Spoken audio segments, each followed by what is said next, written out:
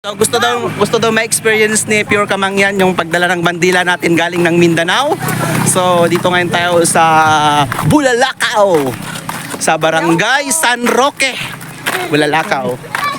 So kasama natin yung vlogger dito nga si Pure Kamangyan. First time natin makakita ng Pure Kamangyan, no? Gaganda pala ng mga Kamangyan. Ang gaganda ng mga Kamangyan. Bakit ang gaganda nyo, ma'am? Ang gaganda pala ng mga Kamangyan dito.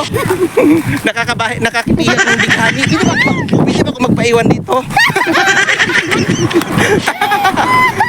So, hawak niya po yung bandila natin. Gusto daw i-try ni ma'am kung paano maghawak din ng bandila, no? Yan. Pag-follow niyo po siya, Pure Kamangyan Vlogs ng Bulalakaw. Yan po. Search natin ni ma'am na makasama tayo ngayon. So, anong masasabi mo, ma'am? Nakakita ka rin ng taga Mindanao. Ayan, sobrang saya ko talaga kasi kanina pa talaga ako nag-aabang. Ayan. Nag-aabang ka pala, ma'am? Opo, kanina pa kasi nakita ko rin yung ibang post. Kaya Ibang ako post, nag-drive. Kaya oo. tinanong ko kung nasaan na kayo. Opo.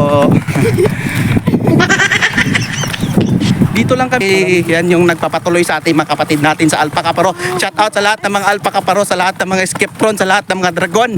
At yung na-meet natin kanina ng mga Skeptron in arms, shout out sa you brother and sisters.